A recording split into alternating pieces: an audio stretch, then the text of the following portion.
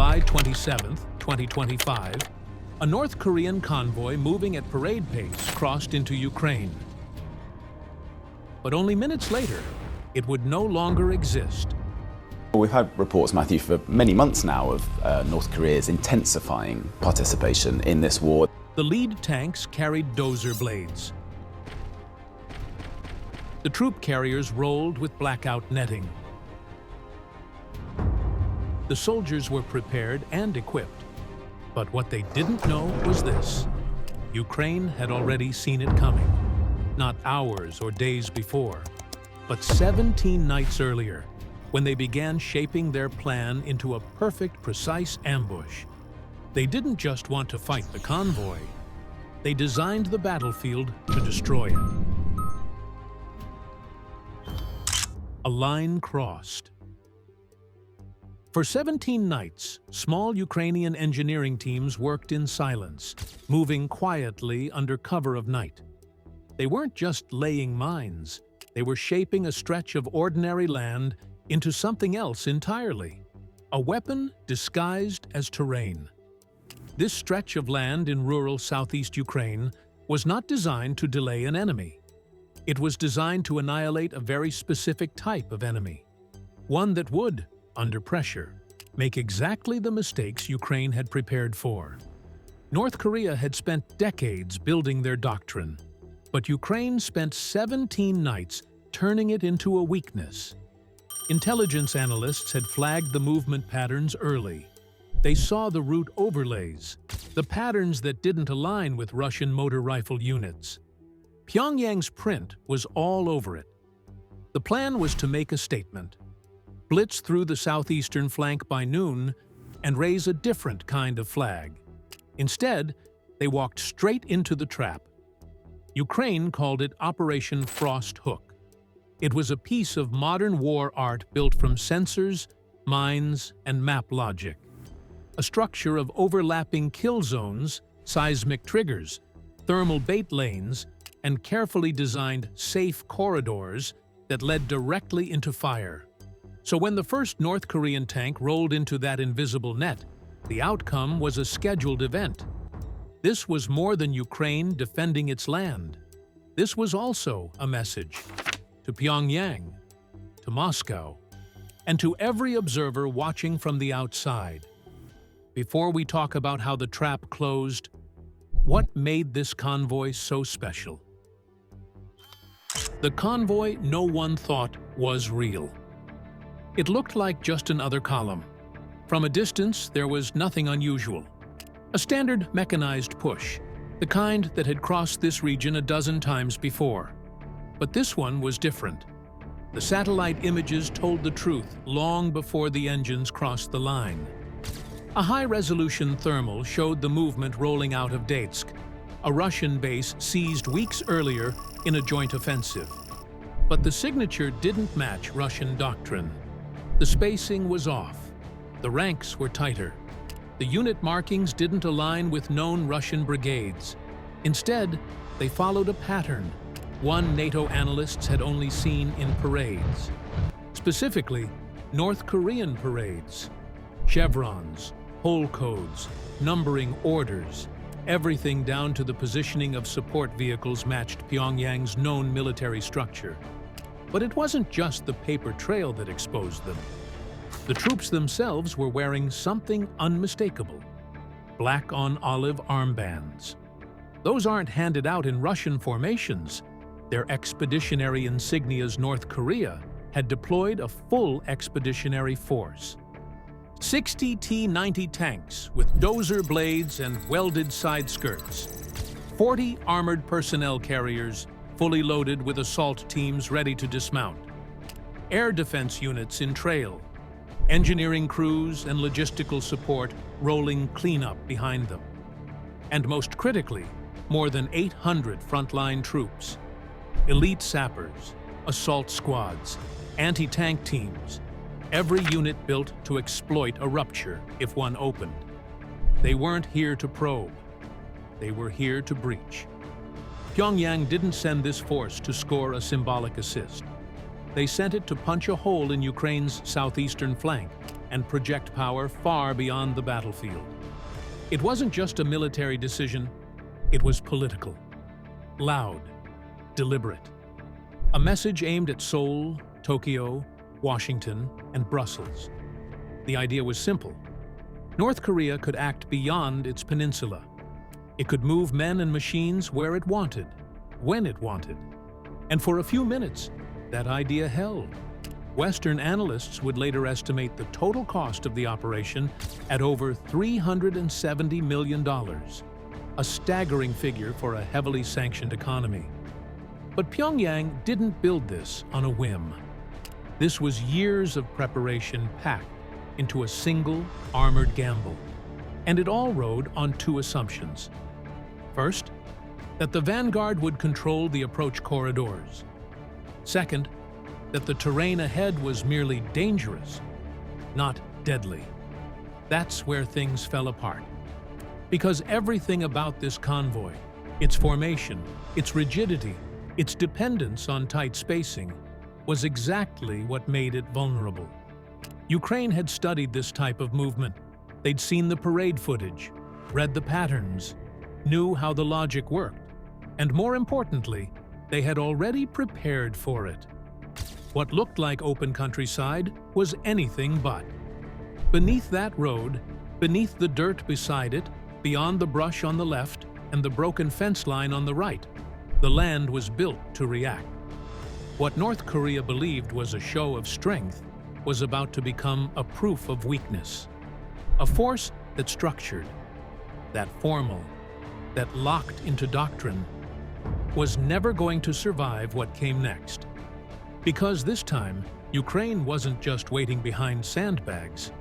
They were waiting beneath the earth.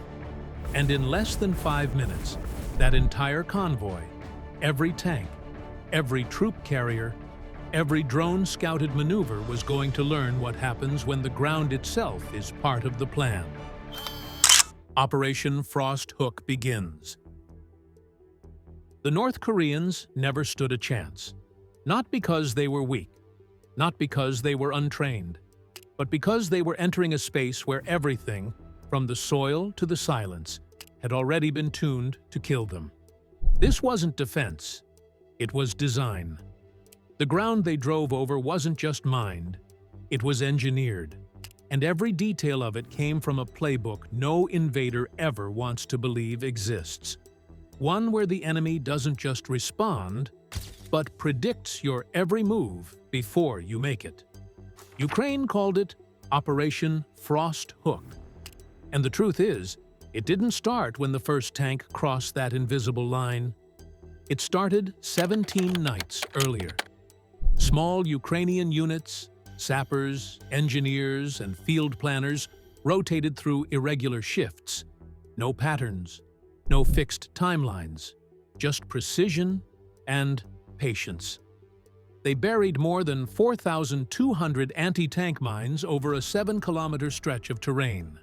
But not in lazy straight lines or random clusters. This wasn't about volume, it was about control.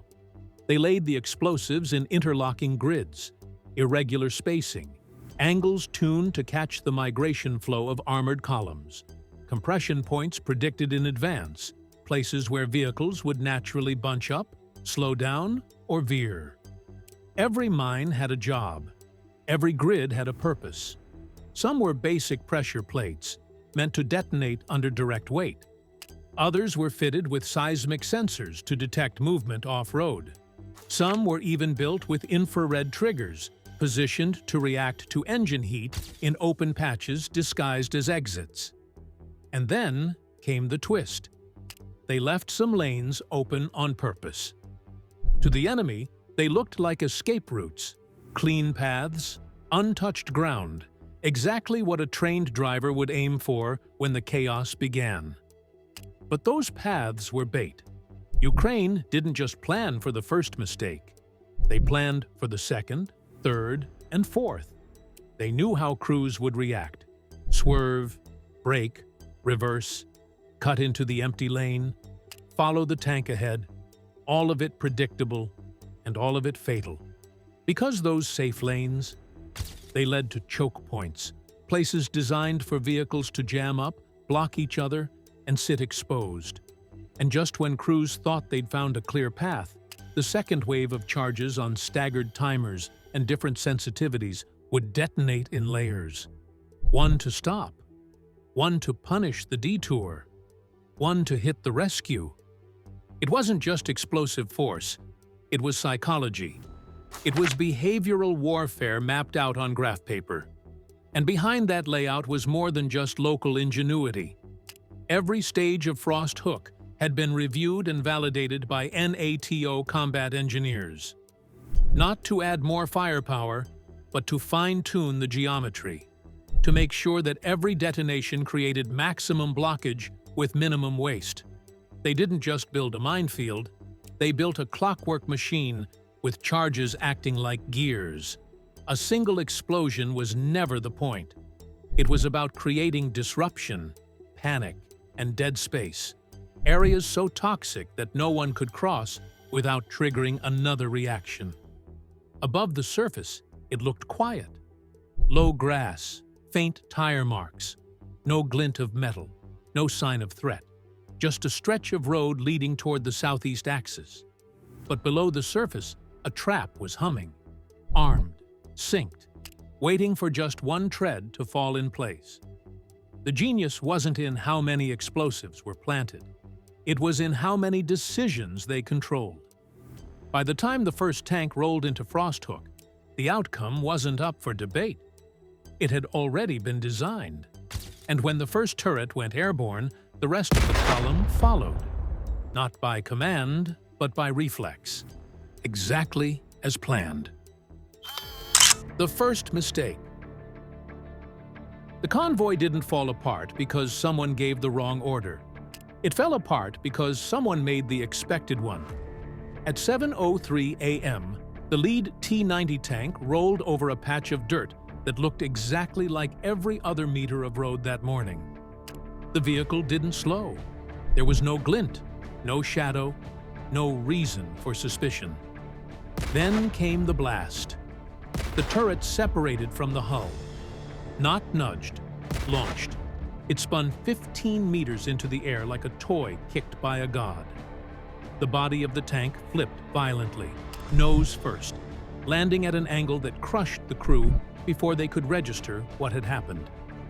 And just like that, the clock started ticking. 2 vehicles back, a driver panicked. His reaction was immediate and totally predictable. He turned right, toward the open lane. The one that looked safe. The one that had been left safe on purpose. The moment his tracks touched that zone, a second charge blew out the carrier's underbelly. Fuel sprayed. The ignition was instant. Then came the third mistake, hesitation. Radios erupted with static, overlapping voices, conflicting commands. Some crews reversed. Others turned into one another. A few tried to punch forward, only to run directly into invisible wall after invisible wall. In under 4 minutes, 17 armored vehicles were destroyed or immobilized. But that wasn't the real damage. The real damage was structure. The formation, the neat spacing, the clean lanes, the doctrine collapsed. What had been a spearhead turned into a tangle. Tank treads were wedged against blown-out hulls. Tracks overlapped. Some vehicles caught fire just from the debris of others. Thermal drones above tracked everything. Real-time, live feed, gridlocked. Every movement was logged. HUDs marked every bad pivot, every driver who backed into a mine seam, every swerve that led to a wheel blown sideways. Ukrainian operators didn't have to guess. They had the entire battlefield mapped like a live simulation. Each detonation was stamped with a location, a timestamp, and a ripple prediction. They weren't watching a fight. They were watching a system fail. One recovery vehicle tried to reach a hit tank, one of the few still upright. It managed to push about 6 meters forward before rolling a tire onto what looked like soft, harmless soil. The vehicle simply disappeared in a burst of black soot and shredded metal. By then, The landscape had changed. The road wasn't a road anymore. It was a graveyard. Burned-out vehicles blocked every lane. Fires fed on fuel tanks. Rubber tracks peeled apart like ribbons. Infantry dismounted too late, finding themselves trapped between wreckage and wide-open ditches, with no natural cover and no exit. And still, the trap wasn't finished. The second layer of frost hook was just beginning. In 3 separate hidden positions, Ukrainian T-84 Oplot tanks were already primed. Engines spooled, stabilizers locked, crews silent, waiting for the cue. They had never been part of the reaction. They were part of the timing. They didn't come to respond to a breach. They came to fire the final bullet in a setup that had been loading for 17 nights. From this point forward, there would be no recovery, no pullback, no regroup. Because what came next wasn't another explosion. It was a planned execution, and the tanks that had survived the mines were about to face something worse. The counterattack that sealed it. There was no announcement, no call on the net, no radio burst or engine roar, just movement. From 3 different positions, Ukrainian T-84 Oplot tanks rose from their hull-down covers, already stabilized, already aimed, already waiting. They didn't need to find targets.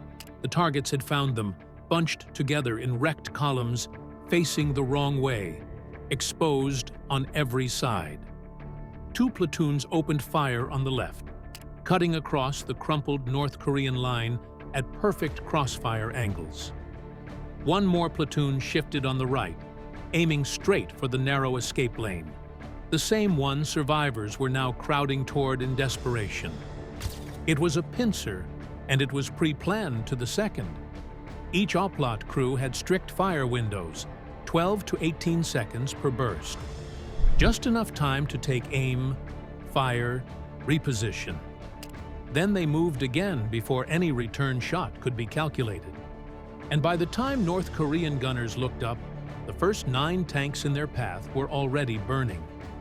Some were hit point blank with APF-SDS rounds, darts of depleted uranium tearing through side armor like cardboard. Others were struck with gun-launched missiles, locking onto engine heat or turret signatures, then delivering clean, final hits. The chaos grew fast. What had started as panic was now paralysis. Crews tried to turn, couldn't. Tried to back up. Too late.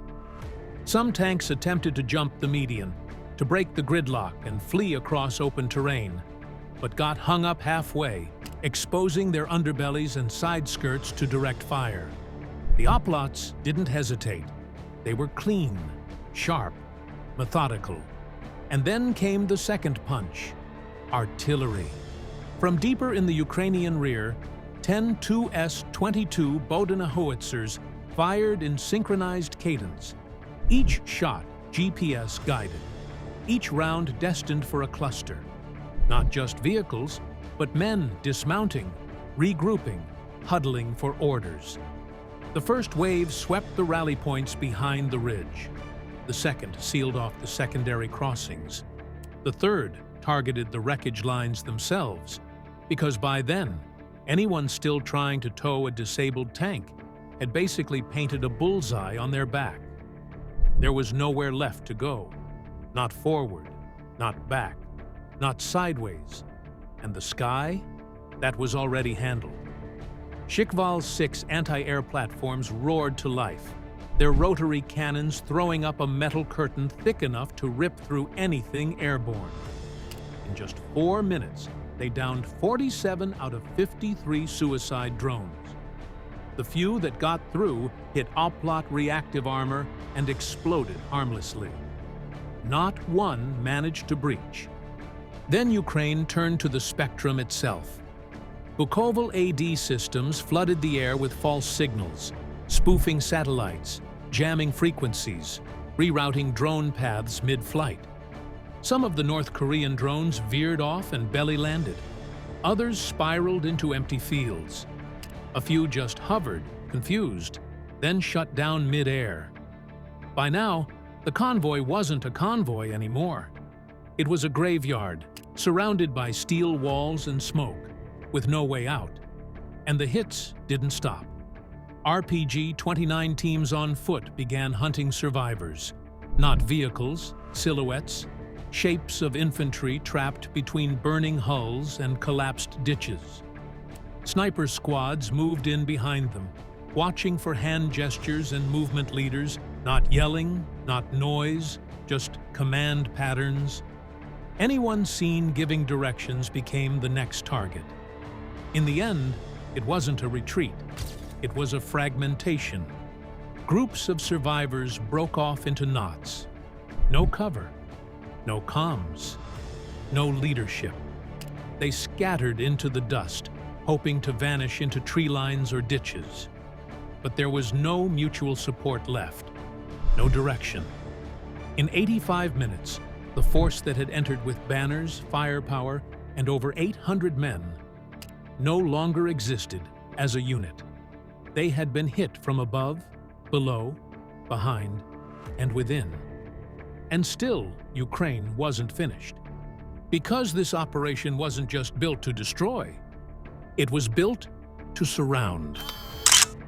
The final blow from below. By the time the last tank burned out, by the time the radio chatter went silent and the retreating soldiers scattered into ditches and brush, the battlefield felt like it was finally done. But it wasn't. Not even close. Because while the enemy was still reeling from the airstrikes and artillery, while survivors tried to crawl behind wreckage and signal each other through smoke, Ukraine had already surrounded them from below. Unseen, unheard, and already in place.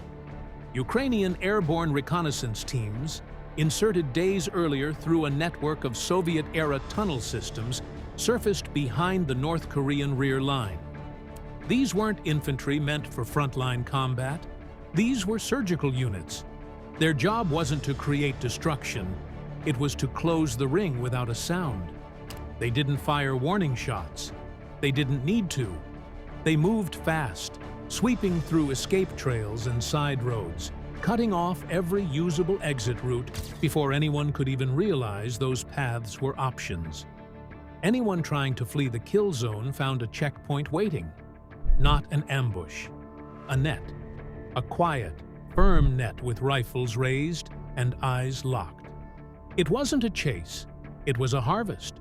Prisoners were taken. Wounded enemy officers were stripped of comms and maps. Quick ID checks sorted regular troops from command figures. And every sensitive item, from drone controllers to encrypted radios, was tagged for engineering review and intelligence logging. Then they found the command vehicle, charred on one side, still smoldering from a drone hit.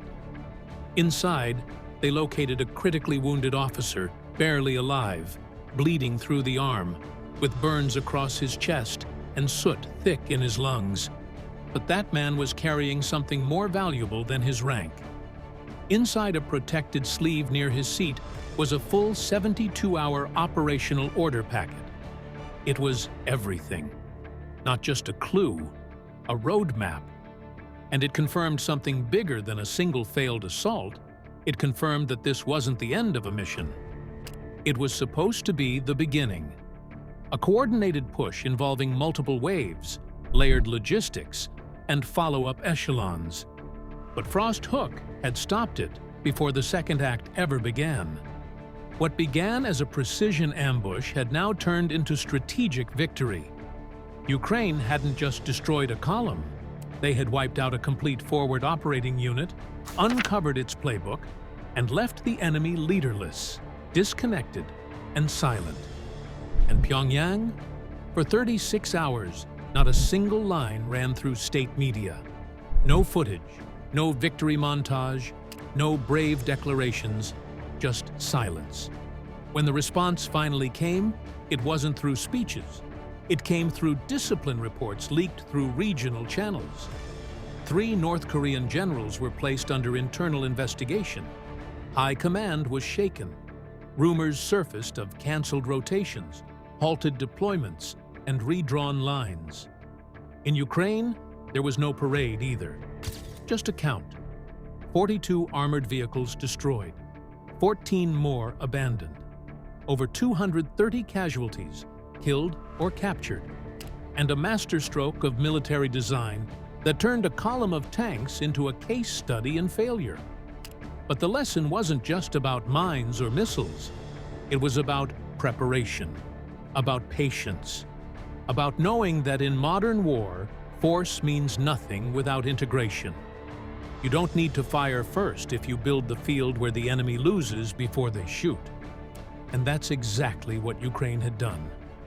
They had waited, quietly, precisely, without panic.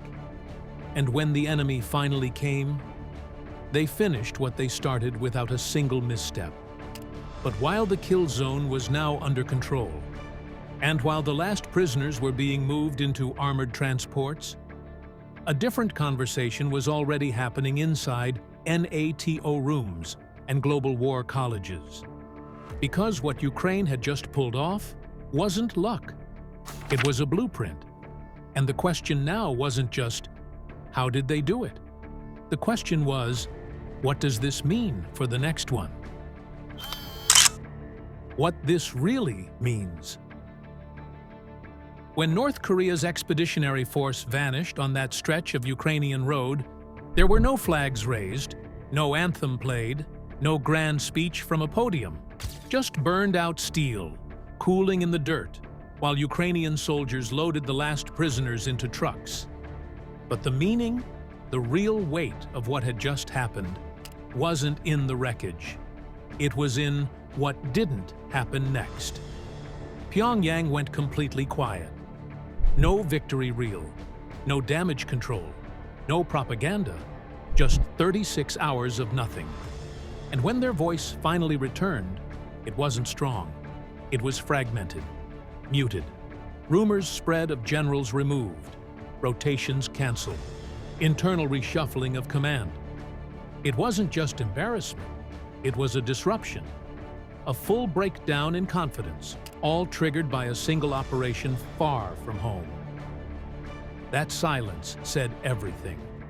Because North Korea didn't just lose 42 armored vehicles and over 230 soldiers. They lost the image they were trying to project, one of power, reach, and readiness. This wasn't just a military strike. It was a public unraveling. But the bigger story, the one Ukraine had written in smoke and silence, wasn't about humiliation. It was about superiority by design. Operation Frost Hook didn't just beat the enemy. It showed the world what happens when patience outplays speed, when integration outmatches mass, and when strategy beats spectacle. Every part of the operation had been chosen, not reacted to, chosen. Modern war isn't won with more. It's won with smarter. Not just drones and artillery, not just camouflage and firepower, but with complete systems where intel, timing, terrain, and psychology are all working together like clock gears.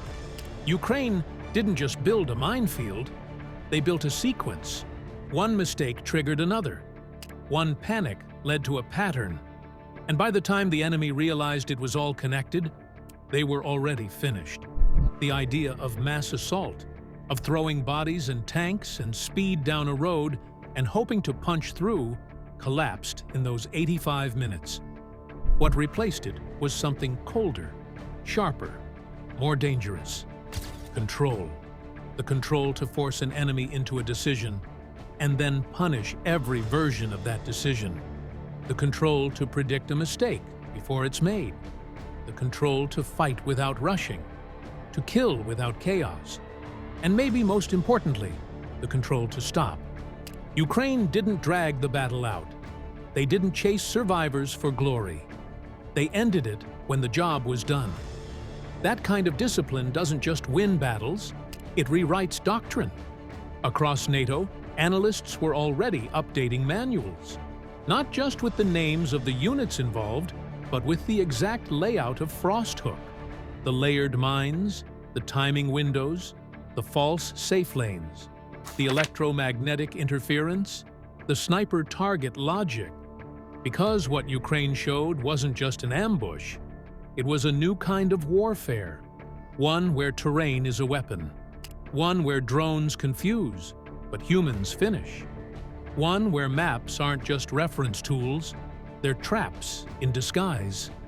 And as new footage leaked, as analysts replayed the satellite captures and thermal overlays, one thing became crystal clear.